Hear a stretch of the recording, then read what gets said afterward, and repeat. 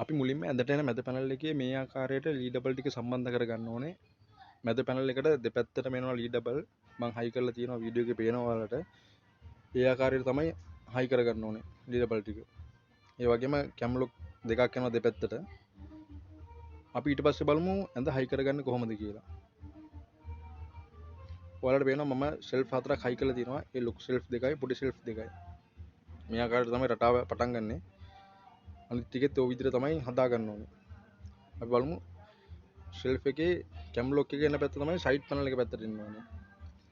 ඇණයක් තද වෙන පැත්තට තියෙනවා ඒක තියෙන්න ඕනේ මැද පැනල් එක පැත්තට. මෙන්න මේ ආකාරයට ඉතුරු ටික හදා ගන්න ඕනේ.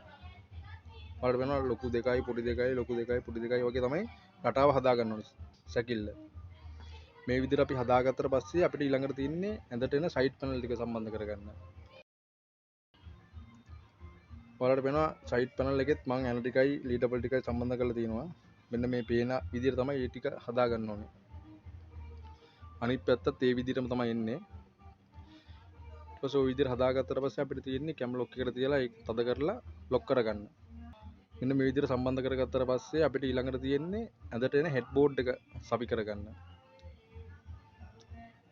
ඔයාලට වෙනවා හෙඩ් බෝඩ් එකේ මම හරස් අතර පටි දෙකක් හයි කරලා තියෙනවා. ඒකට ස්ක්‍රූ යන 6ක් එනවා. ඒ යන දාලා තමයි ඔක තද කරගන්න තියෙන්නේ. ඊට අමතරව ලීඩබල් 4ක් එනවා.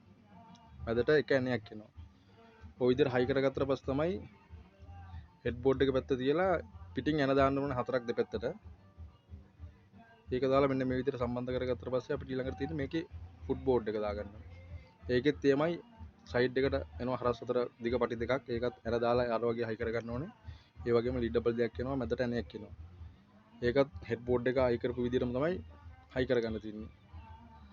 මෙන්න මේ විදිහට හයි කරගත්තට පස්සේ අපිට ඊළඟට තියෙන්නේ ඔයාලට පේනවා බෙඩ් එකේ කොන් හතර.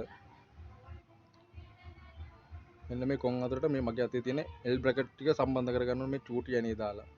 ඒක අනිවාර්යෙන් කරන්න ඕනේ.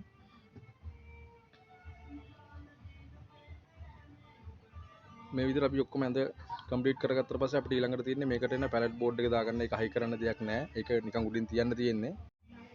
මේ විදිහට හයි කරගත්තට පස්සේ ඔයාලට පේනවා බෙඩ් එකේ ෆිනිෂින් එක මේ ආකාරයට තමයි එන්නේ.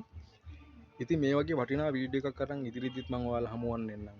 එතකන් ඔයාලා නිසාස් සත්තු YouTube channel එකත් එක්ක එකතු වෙලා ඉන්න.